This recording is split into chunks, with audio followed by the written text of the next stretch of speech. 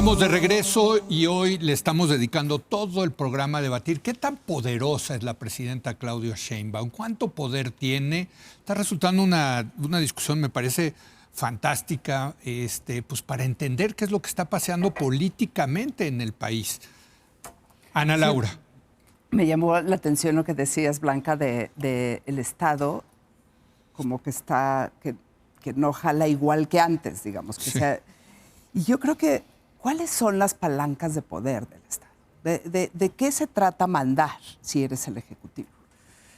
Y yo creo que esas también no las tiene todas Claudia, ¿no? Entonces, un político experimentado me comentaba que en realidad, cuando tú te sientas en cualquier secretaría o al frente del gobierno y tú mandas y les dices, hagan esto, no necesariamente sucede. O sea, no necesariamente lo que tú dices baja. Y que realmente la forma de hacerte de poder tiene que ver con 4 palancas fuertes. Uno, la fiscalía. La fiscalía es una fuente de poder brutal. Y cuando pensamos, ¿por qué no puede la presidenta echarse contra Adán Augusto? No sé cuántos de esos hilos sean de la presidenta y lo controle, digamos, para que le salga bien, porque las fiscalías son muy tramposas. Te lo pueden consignar mal, te lo acusan mal, sale por no sé qué. O sea, se puede hacer un desastre si no lo tienes de tu lado. El SAT es brutalmente importante y el SAT todavía no es de la presidenta, todavía es de Andrés Manuel. La UIF la acaba de recuperar. De recuperar la presidenta con mucho enojo de otros por recuperar la UIF, ¿no? Por lo que me comentan. El CISEN siempre lo tuvo desde el principio. Pero lo que quiero decir es que tiene que ser creíble que tú puedes mandar y que tú puedes poner un manotazo en la mesa y puedes hacer posible lo que tú quieres. Y yo creo que eso tiene 2 complejidades para Claudia. Una, que no tiene todos los hilos.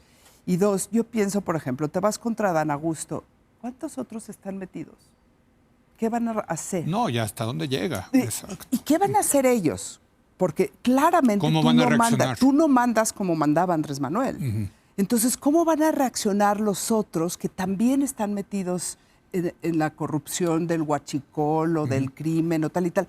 Y ahí siento que la capacidad de mando, si tú no eres alguien que realmente estás como estaba de poderoso Andrés Manuel, en una coalición como Morena, ha de ser súper complicado mandar. Y fíjate, para esto tú que dices de das la orden y que se cumpla, ahí sí necesitas a un equipo de operadores que estén constantemente, no tú, si no se vuelve loca la presidenta. Y además ahorita tiene uno, que es Harfush. Pero eso implica pues que estamos viendo las consecuencias de las renuncias iniciales. Las renuncias que seguramente vienen antes de la toma de posesión, que es aceptar las condiciones que impuso el antecesor y no estar dispuesta, no intentar siquiera reacomodar las piezas.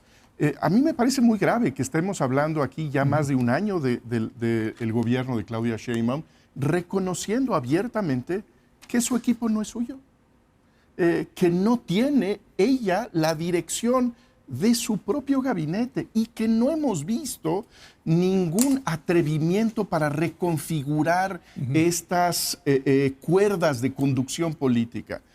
Y en eso me parece que no solamente hay que distinguir, como decía Javier, entre el poder formal y el poder real, el poder que tiene que ver con esta capacidad para cambiar las leyes, frente a la capacidad para cambiar la realidad en muchos ámbitos, sino también la diferencia que hay entre aquello que se necesita para construir esa base de poder propio del relevo de la presidenta y lo que está dispuesta a hacer Claudia Sheinbaum.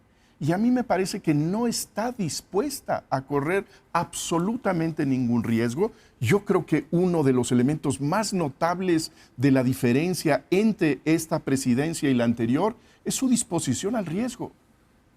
Andrés Manuel López Obrador vivió siempre en el margen, con un precipicio. No, y te doblaba las apuestas. En donde él, frente a ese riesgo, se crecía enormemente. Sí. Lo que hemos visto con la presidenta es que a toda amenaza hay una concesión de la presidenta. Que en todas las batallas que hemos visto durante este año, la presidenta está dispuesta a ceder. Lo vemos con el presidente de los Estados Unidos, la vemos con los maestros, la vemos dentro de su propia coalición, en donde si hay una amenaza y después hay una burla de los jerarcas de Morena, la receta es cambiar la conversación y allá ellos, porque la presidenta no los va a regañar. Por cierto, ahí el poder, Leo, a mí me parece que se demuestra en batallas. Sí. Y la presidenta no es una política que esté dispuesta a darlas.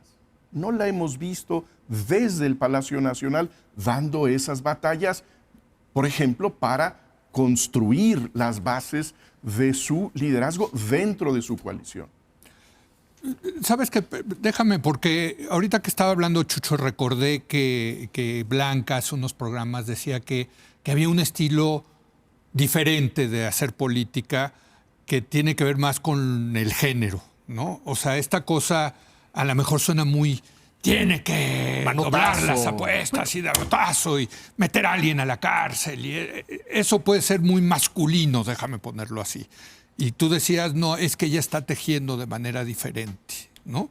Pero lo dejo ahí en la mesa porque es quizá parte de esta discusión de que estamos esperando, digo, habiendo sido nuestros políticos siempre hombres, ese tipo de liderazgo. No sé. Sí, bueno, yo creo que hay una visión alternativa del poder, que es esta capacidad para hacer cosas juntos. Es esta voluntad que detecta las coincidencias y que puede jalar esos hilos y pues tener un liderazgo que proviene de la autoridad, no el negar la voluntad del otro, sino ver en dónde están las coincidencias. Tampoco lo encuentro yo en Claudia Sheinbaum cuando tiene estos resortes que son tan polarizantes como los resortes de su antecesor. Lo hemos visto preocupantemente en las últimas 2 semanas, en donde esa es una polarización que ni siquiera tiene esta dimensión épica de confrontar a los grandes enemigos, sino que tiene enfrente enemigos verdaderamente pequeños que se magnifican en el momento en que viene esta andanada desde el Palacio Nacional. Sí, cuando se pelea con un operativo del PAN que es un proveedor de servicios que nadie conoce, pues dices, hombre, ¿qué hace la presidenta peleándose con este muchacho, no? Javier. Es raro que la queja durante 6 años con López Obrador era que no cedía nada y era profundamente terco, y ahora el problema es que cede demasiado el presidente. Bueno. Pues tal vez hay un punto medio, no sé si los puntos medios siempre son los mejores. Tampoco creo que se necesita una narrativa épica. Yo creo que era necesaria para arrancar el proyecto, pero no la veo necesaria para consolidar el proyecto, que creo que es de lo que se trata la presidencia de Claudia Sheinbaum. Es más, la veo peligrosa. En la búsqueda de esa narrativa. No, que no había proyecto. No, la 4T. Claro que hay proyecto. El proyecto es el que arranca López Obrador y que ella le toca consolidar y ajustar y arreglar lo que salió mal los primeros 6 años, como la seguridad, como las medicinas, como... Es lo que yo veo que es el proyecto, la consolidación de lo que arranca con López Obrador, y en ese contexto la narrativa épica yo creo que estorba y genera errores como irte tras enemigos y buscando enemigos, porque estás buscando esa narrativa épica que ya no creo tiene lugar. Pero regreso al tema del coche. Nosotros ya vimos que en una de esas el coche adentro no tiene las piezas que tú pensabas. Sí. Ese es un posible problema. El otro problema es que puede estar el bloqueo de calles. Sí. Pero el otro problema es lo que decía, no sé si lo dijiste, alguien lo dijo, de que da una instrucción y luego para que suceda lo que pediste. Tiene que ver con qué tanto conoces el sistema. Y, por ejemplo, el problema que tuvo Trump en su primera presidencia, no tenía ni idea cómo funcionaba la burocracia. Esta segunda presidencia tiene una idea bastante clara de cómo funciona la presidencia. Entonces, y si tienes una herramienta desde la presidencia, si el equipo que tienes en presidencia te permite controlar al gabinete y a la burocracia. Ha habido presidentes que han tenido equipos de presidencia profundamente poderosos y capaces y conocedores. El presidente Salinas incluso se decidió nombrar a ciertos directores, porque sabía que ese director en Hacienda era clave. ¿De qué habla eso? De un profundo conocimiento del funcionamiento de la burocracia. ¿Lo tiene Claudia? No sé si lo tiene. ¿Tiene el equipo en presidencia para tener ese tipo de control? No lo tiene. Igual no lo tiene. No, claro pero que no entonces hay todo un tema. Vamos a suponer que el coche sí tiene un buen motor, pero tu volante, que es lo que tiene Claudia, tiene que estar conectado y tienes que asegurar que esa conexión funcione, ¿no? Entonces, igual la falla no es un motor malo, lleno de telarañas, igual es un problema de cómo está conectado el volante al motor, ¿no? O los dos, no son. O los dos, no se excluyen. Y luego bloqueos en el camino. No, bueno, ya es un Pero luego desastre. Mejor no salgas de casa. O dinero para comprar gasolina. Igual tienes un carrazo con un gran motor, volante conectado todos y no esos tienes gasolina. rojo. ¿No? Pero yo agregaría Déjame, perdón, uno más. tengo que ir a una pausa y regresamos contigo. Estamos debatiendo qué tanto poder tiene la presidenta Claudia Sheinbaum. Regresamos en un momento.